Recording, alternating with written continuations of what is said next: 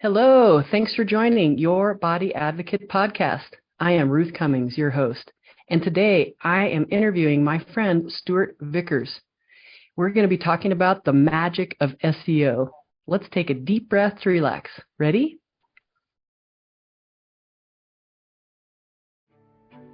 All right, here we go. You're listening to Your Body Advocate, telling your body's side of the story. The podcast dedicated to supporting and improving your body-mind connection so you can live a pain-free, passion-filled life, dissolving one body tension at a time. Discover the healing properties of your own body language, and together let's explore ways to support and improve essential self-talk. Now, here's your host, Master of Encouragement and Body-Mind Life Coach, Ruth Cummings.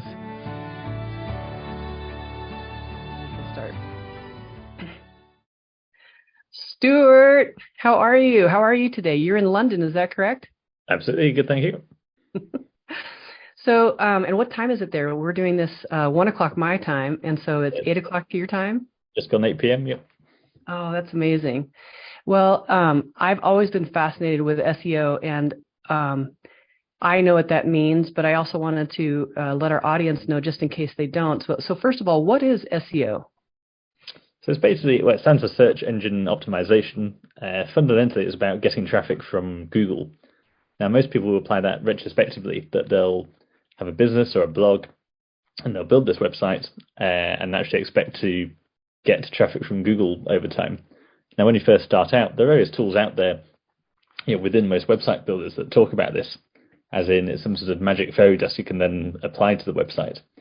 In reality, if you're not writing about what people are searching for, then you're not going to get any traffic.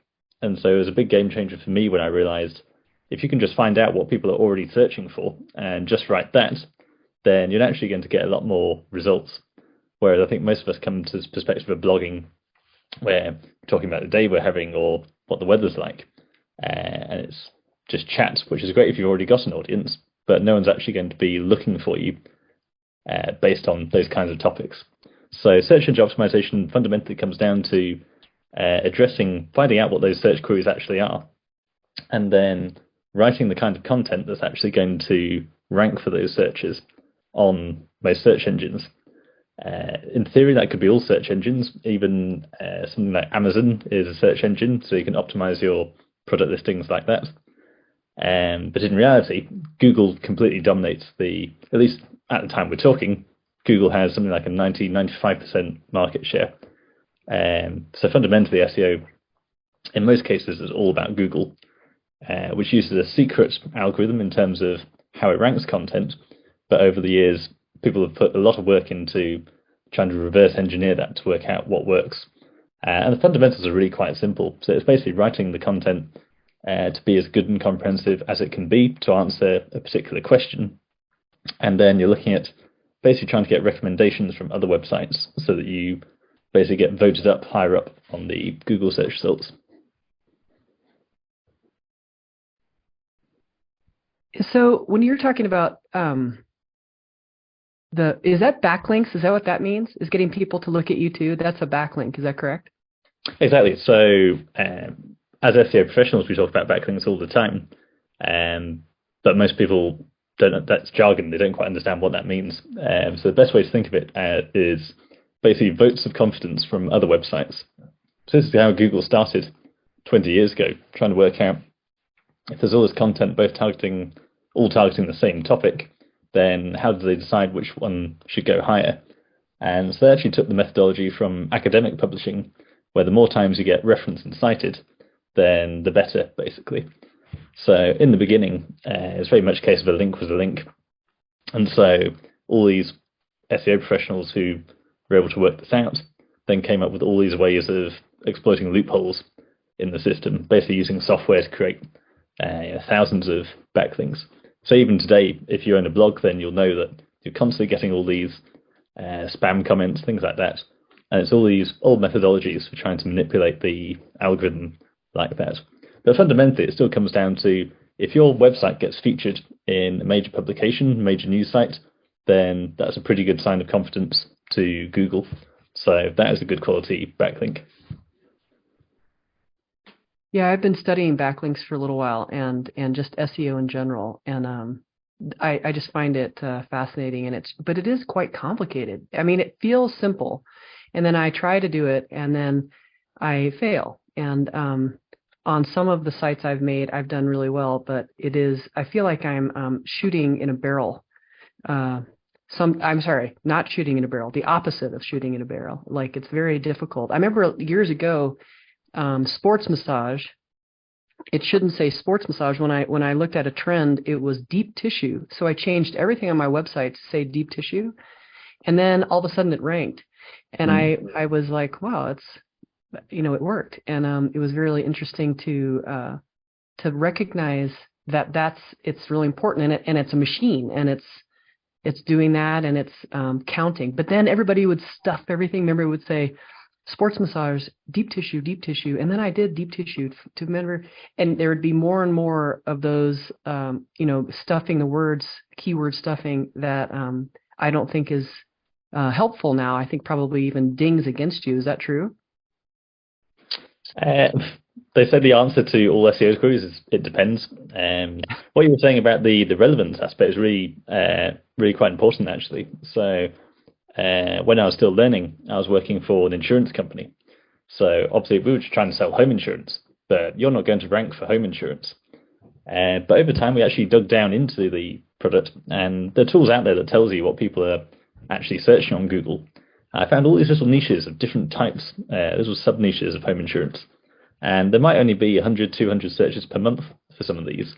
But if it's a decent policy at the end of it, obviously it's a high-ticket product, so we don't care. Much better to sell those. So it's exactly as you say with the deep tissue massage, that you've got this sort of broad match of home insurance. I'm not going to compete on that. But as soon as we dug down into these little sub-niches, so insurance for a certain type of property, then we'd be number one for that, and the big players wouldn't be competing there. But yeah, getting back to your point about in terms of the keyword stuffing, there are all sorts of a lot of the old tricks which people say don't work anymore. A lot of people are still testing them out and often get mixed results, sometimes positive. So I always say, you don't want to be ignorant of any of these little hacks you hear about, because quite often, you get people with an agenda saying there's only one correct way to do SEO. In reality, what you'll find is we're still all dealing with this unknown algorithm.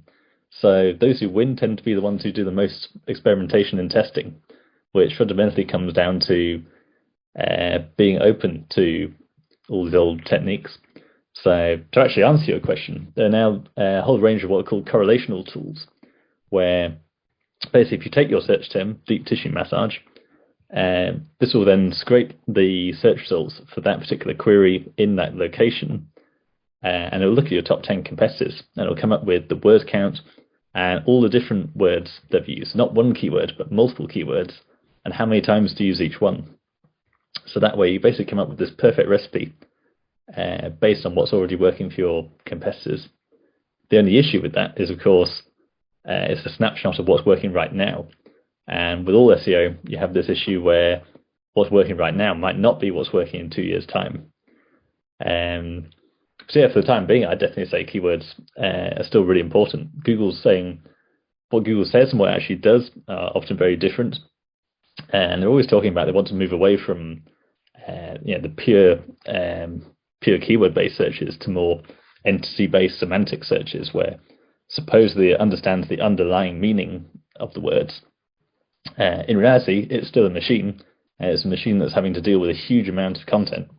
So in reality, if you've got one listing that matches the actual search term perfectly and uses the same keyword throughout, and another one which has the same meaning but uses a different thesaurus terminology for that particular topic, then you're probably going to find the more relevant one is at the top, because it's a machine. It's yes, no, yes, no. So if it's a perfect match, that's going to get the benefit. I mean, a flowchart is a flowchart, right? I mean, I agree with you. Like the machine can only go so far. I know the conversation of AI is a totally different conversation, but it is getting closer. But it's still, you can't tell with a lot of search terms what people are actually searching for. If they want an apple pie recipe, apple pie places to eat, so like there's different ways that I think they miss, of course, right now, at least, still the machine is going to miss what humans feel. And so, Exactly, and those are really fascinating and very entertaining. It's a bit like with ChatGPT. I've spoken to a few sort of AI experts on what they think is happening, and the best explanation I heard was it is just a more advanced version of predictive text on your phone.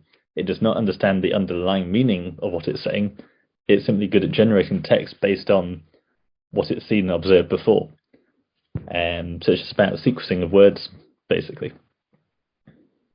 Yeah, I agree, and it's interesting because there is so much predictability with the texting that it can look at so many different ways of talking to ourselves without what I mean ourselves like human to human. But I always wonder about, you look back at like movies like Terminator and how intense this is going to get in the next decade. Look how far the internet has gotten in 20 years. I mean, I remember sitting in my massage office with just a phone waiting. There weren't even any cell phones, so we couldn't even leave the office.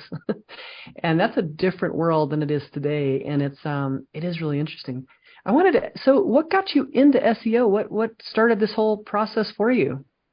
It was basically by accident. So I'd always wanted to be, I guess, some sort of decadent poet, writer, artist type personality. So I always liked the idea of being an author, being a writer, just like many young people do grow up that way. And I was studying history of art in London. And at the time, I just needed a job of some sort. History of art was really not very demanding in terms of contact time. The medics were in every day of the week. I was in, I think, 1, maybe 2 days a week, and only for a couple of hours, if that. But I was absolutely loving London. So there's a sense of I've got a lot of time to utilise here, but no budget. So if I could just reassess that a bit, have slightly less time and a bit more budget, then I could make the most of my time in London. And I actually got a job writing. I found a job board that's specifically for creative jobs, and there's a men's accessories brand looking for a menswear blogger. And for years I'd been basically obsessed with menswear. I was really into the vintage scene, Victoriana, had quite an encyclopedic knowledge of the sort of history of menswear and what went into the modern suit. So it's an absolutely perfect job for me, very poorly paid, but I could literally sit in the university library, do a bit of my academic work, and then immediately switch over to doing a blog for this company. And they basically explained to me that by writing in a certain way, and literally just including these keywords, but bear in mind this is quite a few years ago now, so going back to your point about keyword stuffing, there wasn't any of these correlational tools. It was just, can you use this keyword 5 times? And it should be 1,000 words long or whatever. So that's when it really struck me that actually I thought that writing was this fading field, this art where you'd struggle to monetize and make a career out of it, and then found there's this whole field of digital marketing that totally relied on it. At least at the time. Now with ChatGPT, it's interesting, quite dark to think about that now. But it wasn't a particularly demanding job. Now I then joined an online magazine startup, but they were struggling to monetize, and eventually they pivoted into what's called affiliate marketing, where you basically promote products and get a commission if they sell. Bear in mind it's digital, so everything's trackable. So you see these on the internet all the time, top 10 leather jackets, things like that. And it's all these people who are out to get these commissions. Now I struggle to see how, again, that point about going niche, going deep versus going wide, I struggle to see how this little startup could possibly compete on top 10 leather jackets. So going back to my interest in historical clothing and subgenres like goth and metal and cosplay, I thought, I wonder if I could pivot that model to my own website. So I tried doing that. So instead of doing top 10 leather jackets, it was a lot more niche. And like I say, I had this awareness of SEO, but I wasn't exactly sure how it worked. I was still doing what we did at the magazine, which was, this was the era of basically BuzzFeed clickbait. So write what you think is an interesting topic, give it a suitably engaging headline, throw it on Facebook, post it in all the Facebook groups, and then get traffic that way, which does get really good traffic. I had one post really go viral, got something like 10,000 views within 2 or 3 days. But it just burns out. Until about 6 months later, I noticed there were certain articles that were continuing to get traffic over time. And this when Fortnite really took off. So I think I did an article on Fortnite cosplay ideas, and somehow down the line that ranked really nicely and ended up getting all these people buying these Fortnite cosplay products. So that was the real game changer, when I'd been grinding away trying to write these short form articles, post them on Facebook, and then get nowhere, versus one single article that ultimately ranks on Google for a commercially inclined search term, people were ready to buy. And that massively outperforms this true Pareto principle thing there, where it's very little work for a lot of long-term gain. So I kept trying to make that website work. Then I found out there's a whole community of people out there building these kinds of websites. So I then started another one all about traditional shaving, with a bit of an eco-friendly emphasis. So I was trying to rank for best shaving brushes and best safety razors. Basically the whole niche of wet shaving. But you'll notice that every single article was either a product review or a best X type article. But that's because 2,000 people a month were searching for best shaving brush. And at one point, I think I ranked at number 2 for it. So that was the real learning curve. I was still working at the insurance company, but at the same time, I was building the shaving blog on the side. And the two cross-pollinated very nicely, where we've got this big insurance company struggling to sell home insurance, but then I'm saying I'm selling however many hundreds of shaving brushes a month through, and this is part of the battle with SEO, that people, they just see blogging, like I said earlier, that blogging is just writing about your day or how the weather is. And it's this very sort of soft subject that looks good for the brand, but doesn't actually have much to do with sales. But once you see that connection between simply serving and connecting with people who are already looking for your product, then it makes sense. So we tried some experiments with the insurance company, and like I say, it took off. So both professionally and personally with my side hustle, those are two very big SEO wins. Wow. So so my husband is in life insurance. And so I totally get like that people do not look for home insurance. Like it is not that word. And it's funny that, I mean, you're saying about the shaving, I mean, it's a big thing. I don't think there's enough attention to men's like their looks the way there is for women. My gosh, it's just, oodles and oodles, but I think it's a great niche that you found. I think it's really needed still. And I just have to point out that my son is also really into the same types of clothes that you are. And he just cut off this much hair to give it to a place that makes wigs for little kids. Oh. Yeah, very, very proud of him. And then he also loves Fortnite. Same with that, same time. And he was, I think he was 12 years old. He started a YouTube channel about something. It was a Star Wars game.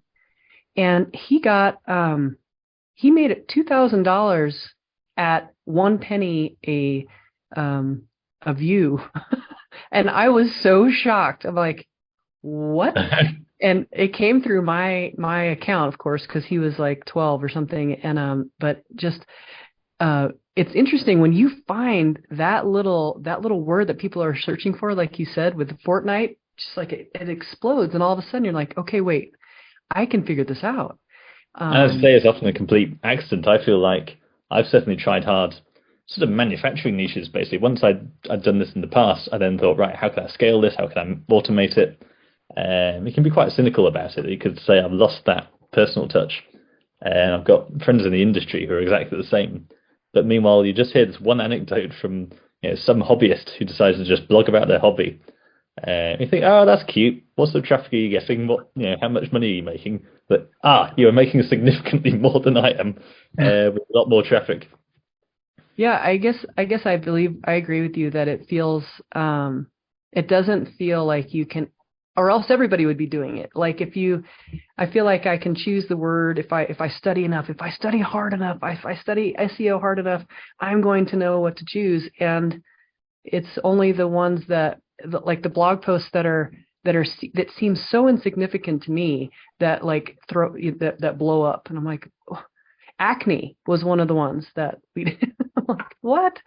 And all these other we had family love and family different types of trips we've done, and the one that was very it is a huge issue with teenagers is acne, and it was really interesting. It was like a side, it was very small, but I mean, you're so good at it. How, what is the method you're using? It's called the Power Level Method, and that's what your book's about, right?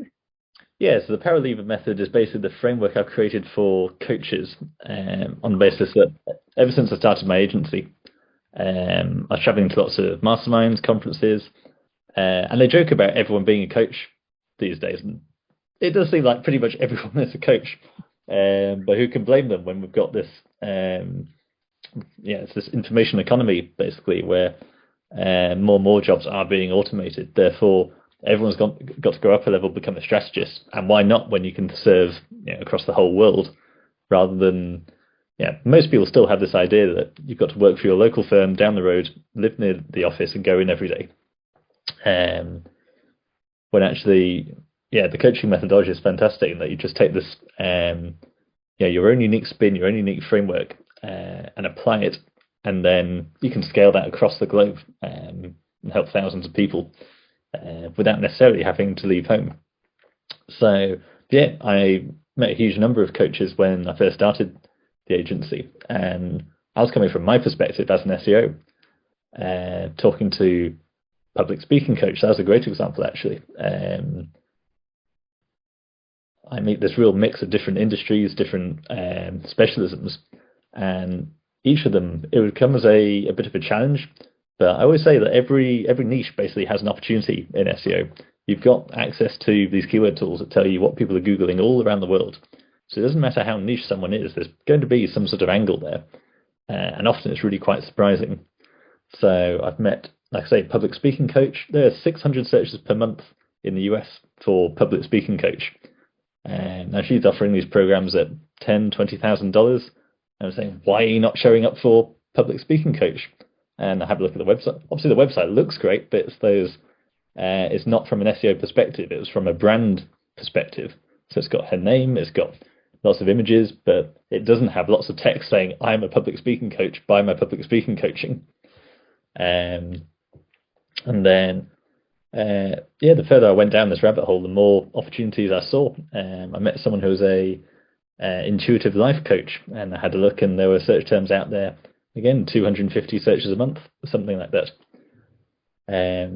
So far I've seen a lot of coaches who have got these really high value, high ticket products that are really appreciated by their audience. And yet they are not marketing them effectively through SEO as far as I can see. They rely on basically the social media grind of building. Everyone needs to build a brand and build a personality, but they all talk about this frustration of having to constantly post on social media or rely on referrals, which is this whole art of pitching other people in your industry and trying to get on their email list. Whereas what I could see from my perspective, certainly, having been trying to sell home insurance in the past, then seeing some of these coaching terms, I could quite happily sell plenty of $10,000 public speaking coaching programs, given the level of competition I saw for that search term. Far easier than a lot of niches out there that most of us are competing for. So I was basically trying to think, the way to do SEO for coaches is very slightly different to how I would do it normally. Because with an affiliate approach, where you're basically trying to build like a media brand, the shaving site is a perfect example of that. You want to try and cover every single product in the industry, basically. And Google rewards what it calls topical authority. And that's quite simple in that if you've got two websites competing for the same search, and one has 10 pages on the subject and one has 1,000 pages on the subject, then obviously the 1,000-pager is showing more expertise, so that gets the benefit. The interesting thing so it's always a volume game, and there's always this debate in SEO whether content or backlinks is more important. If you've got this set budget, how should you divide it? And there are some people who are absolutely convinced that you should put all your budget on content and just ignore the links. Now, that's the approach I took for a long time because I was taking this wide rather than deep methodology. It was only when I started link building, because it's quite technical, quite difficult, that I realized just how powerful it was. And I realized that for all the effort of trying to get 100, 500 pages to rank, wouldn't you rather if just the 5 most profitable ones actually ranked? In which case, you still need to do enough to get that topical authority, but once you've got that, make sure you put as much power as you can into your most profitable ones to push them higher up and get the ROI. So how does this apply to coaches? Someone who's a public speaking coach, intuitive life coach, one of these niches I've mentioned, there aren't really 500, 1,000 topics out there to actually write about. You got what we call the bottom of the funnel content, the sort of commercial intent search terms that people are making who are already looking to buy from you. So if I'm searching for a public speaking coach, if I find a public speaking coach, there's a good chance I'm going to buy. And then you go slightly higher up in the funnel, and then you've got the more what we call info searches. So that's things like, how can I be more confident about speaking on stage? How can I find speaking gigs? So generally, I'd say most coaches don't actually have that much content they really need to write. It's probably perhaps 5 or so commercial search terms. Obviously, there's different ways of basically summarizing what a particular coach is. So you might be an intuitive coach, you might be a life coach or a confidence coach. So you want to target each of those, and then you want to pad that out with some of this info content, which tends to be lower competition and higher volume, and gives you that topical authority, that sense of expertise. But once you've got that, there's probably about 50 pages in total, and then you just want to get as much power as you can into the site from links. So you can basically do that with a mix of PR, outreach, press releases, and this is why I call it the power lever method. It's basically, rather than this sort of constant grind, whether it's little blog posts that people aren't actually searching for but look good on your website, or posting on social media, relying on referrals, churning out your email list, if you can just get a couple of these pages that instantly connect with the people who are already looking to buy from you, and then hit them with links so that Google actually ranks them top, then that public speaking coach can unlock that potential traffic of 600 people per month. Now, of course, most of those aren't going to buy, but it's generally shown that SEO actually converts the best because no one likes the ads at the top. They're never that relevant, whereas the top organic results tend to be really relevant. So it's not unusual for an SEO landing page to convert at 20, 30%. That's amazing. I didn't know it was that high. You know what? And for me personally, I always go past the ads. When if I search for something, I go past all where it says ad, and I go for the first organic, first 10. Sometimes I even, the dead space, go to the next page to see what's on that next page ranking. But I didn't realize it was that high. It would be 20 to 30%, but it really makes sense to me. If I'm searching for something like that, then I find something that matches what I feel I put out there, then I'm very intrigued. So if they then continue to match my emotional desires, if I want to, especially in coaching, like if I really want confidence, or if I really want to find someone who can help me with business strategy or different types of entrepreneurial issues, then I will follow that 100%. So that's interesting. How much is the emotional, the emotional pull of people? How does that play into SEO? I mean, can you predict that, or is that because that's what I work with, is like just the emotional body and how we hold things in our body. Like how, if I know what my client, how they might feel in their body, can I use different words, do you think, to draw that certain person towards me? Do you think I could use that as an SEO tool? Yeah, I always say that there's Alex Hormozi talks about selling people what they need so you can then provide them with, oh no, other way around. It's sell them what they want so that you can then provide them with what they need. Yes. So yeah, I've actually got a spirituality website, and Oh, we talked.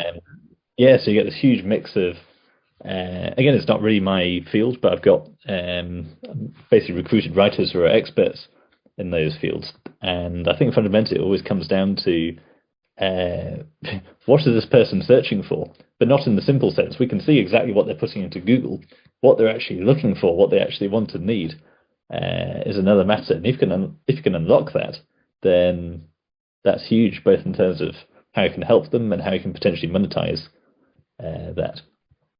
So how do you get good at that? I mean, because you obviously are good at it, and you might not even know that you're being good at like figuring out people's emotions. I think because it's like it's not just the words that people are searching for, but the meaning and emotion behind it. Is that how? What do you think about that? Yeah, to your point about how you can type the same thing into Google, but have very different meanings, and then Google's struggling to work out which of those options you're actually looking for. So it's actually, especially when you're building a team, it's quite difficult to outsource that bit when, again, you can see the words on the screen, but the underlying meaning might be slightly different. So going back to the point about skipping past ads, you've got to remember that Google, this is our whole business model. They do say Google is a user experience company, not an advertising company. Obviously, drives billions in revenue through those ads. But only does that because of that massive market share, and it's got there through maintaining the quality of its search results. So therefore, it's not always perfect, but it is very good if you compare it to, say, I'm saying this before ChatGPT has been integrated, but we laugh about Bing just not being very accurate, and that's why it's not got this reputation.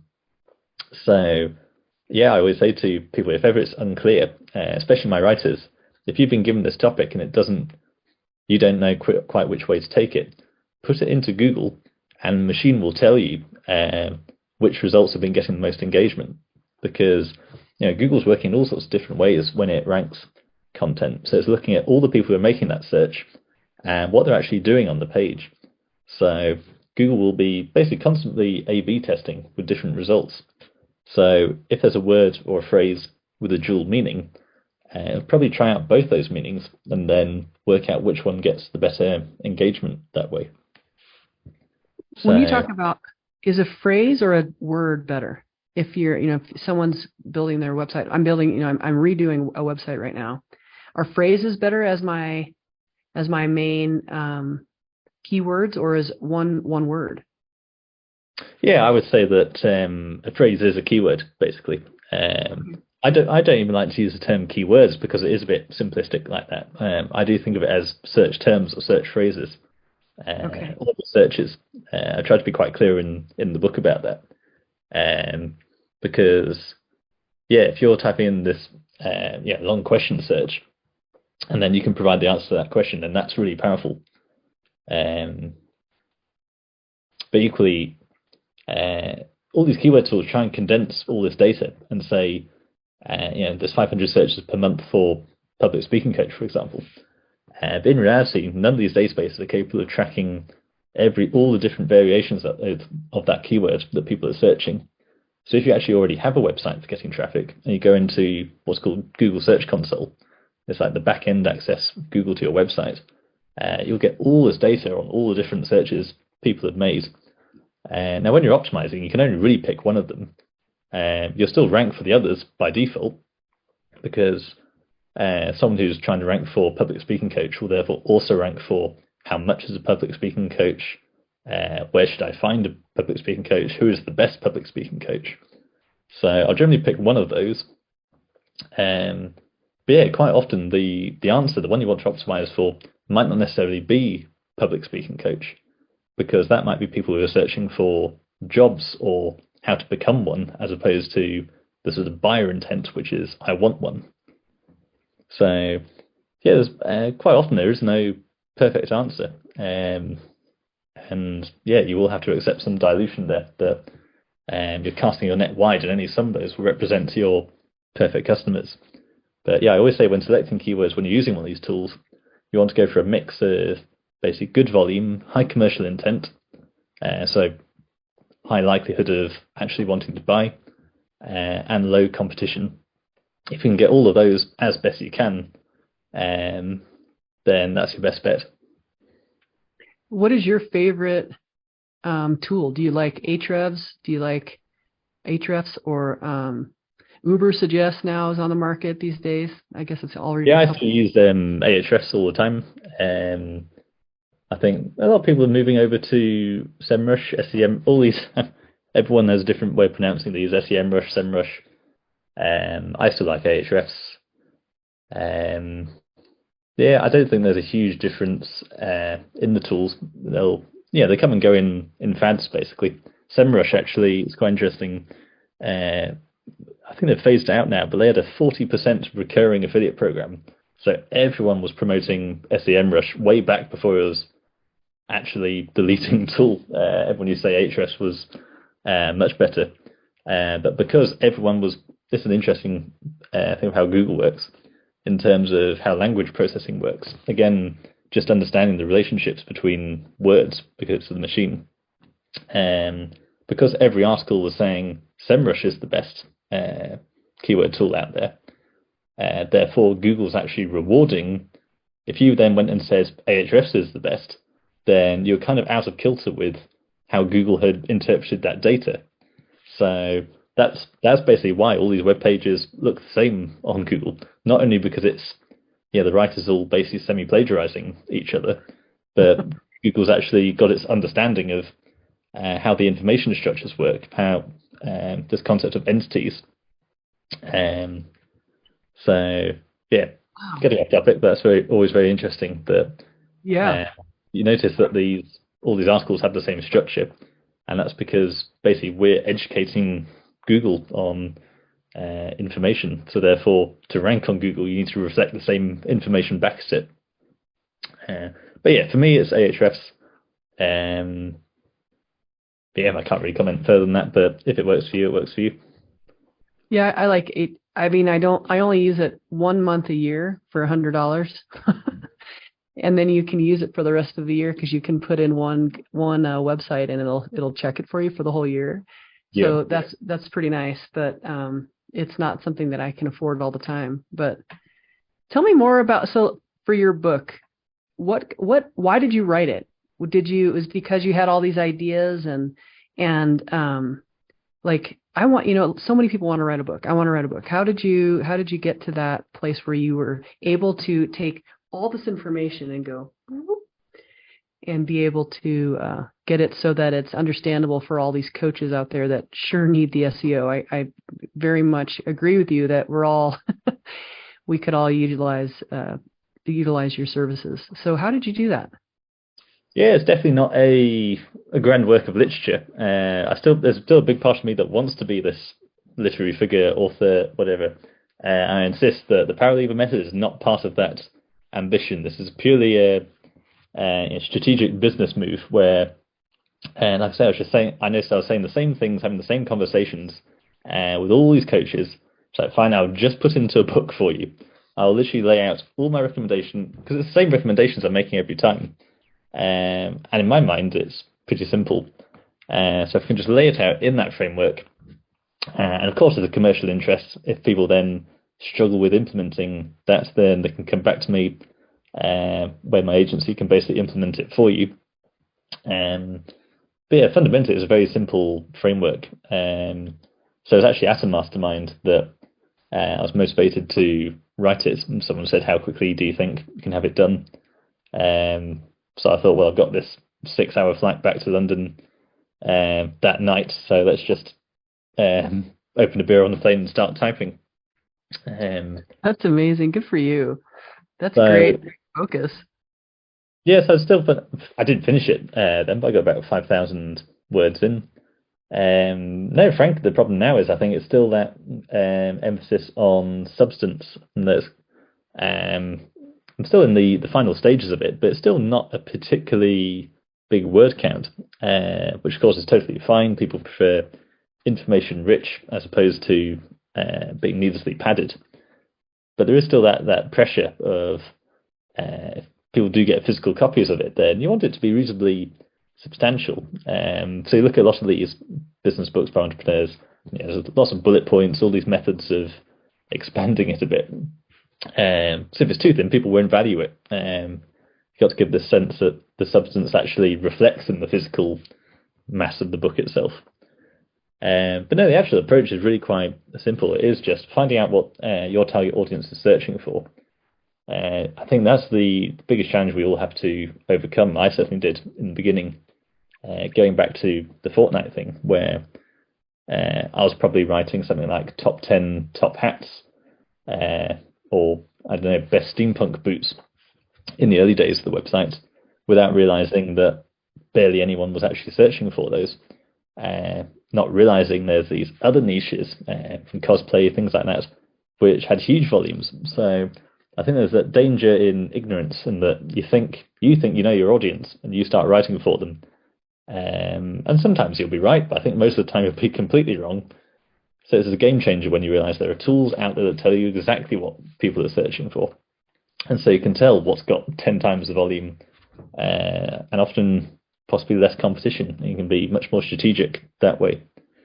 Then you've just got to write that content in the right way. So like I say, there are tools that do this for you. You basically look at the top 10 results in Google for that search term and basically try and mirror it. So the headings they've used, the structure, the word count.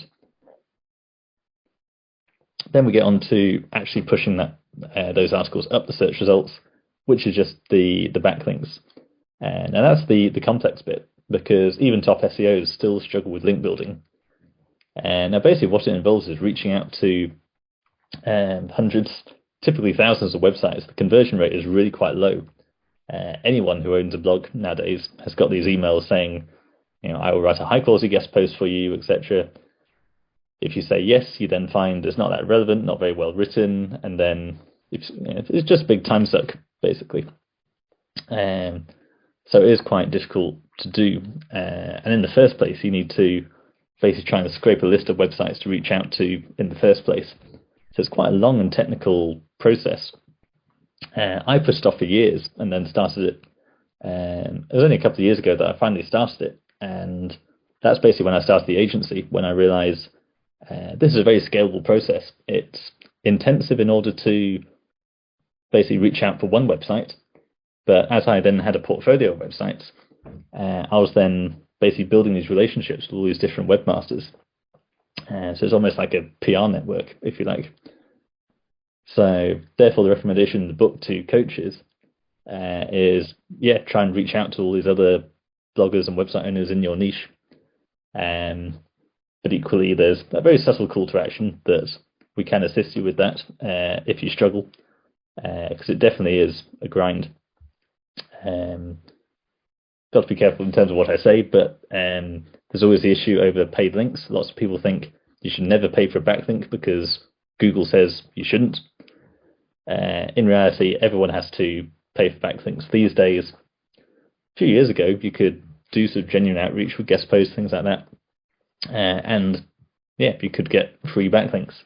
But these days, people know the value of those links. So I do know people who still do it entirely that way, but it's very difficult to do at scale. So payment is one method, but you've also got all these other methods of different modes of exchange in order to negotiate with the webmaster, whether it's social traffic or linking to them so they link to you. I would not shy away from any of those tactics just because Google says you shouldn't. Because as we know, Google says a lot of things that are actually very difficult to police. So ultimately, you do need to grow your backlink profile, otherwise you won't rank. So can you get a backlink without knowing it? Oh, definitely. I often get clients reaching out to me saying, I've got all these spammy sites linking to me, whether it's almost like fake Medium blogs or voucher code sites, things like that. You get some that come up over again that are just almost, I think they're basically just bots creating these little links. I think it's fine. Every website attracts these links over time. Also, people who are using these there are automated link building tools out there which will basically create fake blogs. Now, in that, they'll link to their own sites to give themselves backlink, but in order to disguise it and mix stuff a bit, they'll link out to other sites as well. So websites are linking to each other all the time, quite naturally. That's one reason you don't need to worry too much. People always think you need these perfect links, otherwise you're going to get penalized by Google. In reality, every site out there has got a whole basket of different links. Some are good, some are bad. But yeah, it's a bit of a mess, but that's fine. It's natural. Huh.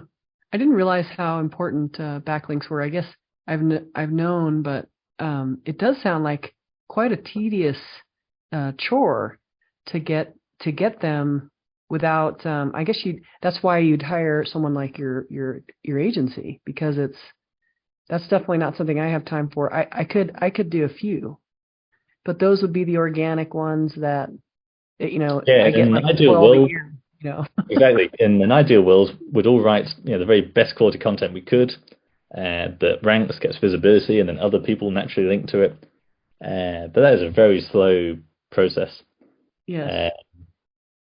So yeah, I'm always saying to people, yes, there's an expense involved with link building and a degree of risk, but I'd take both of those over sitting on the sidelines with a website that's not actually getting any traffic. Whereas, you only need 1 or 2 pages to really push up to page 1 to totally transform your business. Wow, that's so very cool. You and I had talked about a question. We're almost out of time, so I just wanted to ask this. And I know you might not have thought about it, but in my opinion, I see SEO as a way to, I equate that with how the body reacts to the world. And so like a website has good search engine optimization, so it's optimized to communicate. And how would you compare that to a human communicating? And any insights on that conversation? There's definitely an element of sort of alignment and manifestation with it, I think. I always say that, again, the big problem I see with coaches is they're just not writing content.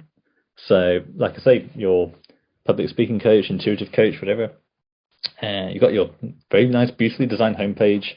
It's all about your brand, your personality, but it's not saying this is what I am, this is what I do, here are the services I offer. And so, yeah, to your point, I think it's much the same with the rest of our lives. You've got to show up in order to actually get where you want to be. Interesting. Yeah. I agree. Hey, anything else you want to share, or where can we find your book? And I know all the links are down below, but just in case someone can't see the links, how can they find your book, and how can they get a hold of you if they want to hire you or ask you more questions? Yeah, very simple. So the book's at powerlevermethod.com. It's all one word. You can also, if you Google me, stewartvickers.com, there's information on how to reach me there. No, in terms of any of those, just think about your last question, actually, I think there's just that sense that we're always looking for answers and certainty. And so I think the aim with all this is just trying to become an authority. And that doesn't matter whether you're in person or on the internet, but you become an authority by fundamentally answering the most questions in your niche, in your field. Okay, let me repeat that to you, because that was very important to my little brain. So you said, so the most important thing to create authority, whether it's online or in person. And how you do that is by answering the most important questions, the most important questions that people are asking in my niche. Is that correct? Did I say it correctly? Yes, I'd say it's qualitative as well as quantitative, though. Yeah. Okay. Yeah. So not 80, but like you said, 8, but very, very quality and right on point. That's way better than spending all that time on the 80 that no one might rank or be looking for. That's why people wonder, is SEO dead? Is it a fad? But people always have questions. And like I say, SEO can be applied. We talk about Google, but there's other engines out there, just like Amazon, or YouTube itself is a search engine as well. Even though it's owned by Google, it's got a slightly different, its own tricks in terms of ranking. So yeah, people will always be looking for answers. So it's just a case of digging down and working out how these algorithms work, so that your answers can reach them. You know anything about the Pinterest algorithm, or not algorithm, the search engine, I mean, Pinterest? I don't. I know it used to be really good and powerful, and then it updated, and lots of people got very frustrated. No, I remember. I said that sounds very aged, but actually, it was only a couple of years ago. People were saying, Google can update any time, so make sure you build a Pinterest following as well as a backup. And then since then, I've heard loads of people just got completely annihilated on Pinterest.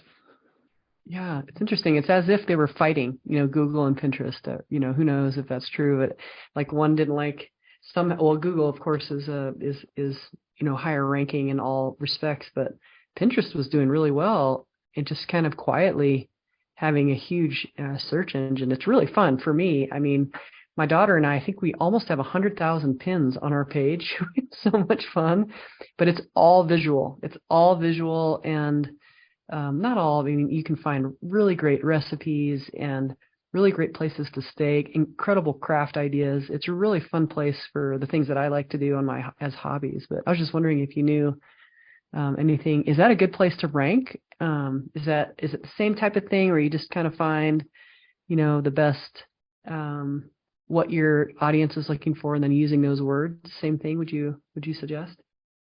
Yeah, I'm really not an expert, but every algorithm is just an algorithm. It's been trained on how to rank these things. So if you can just reverse engineer it, basically you don't have to. There's already going to be a huge number of people already doing that.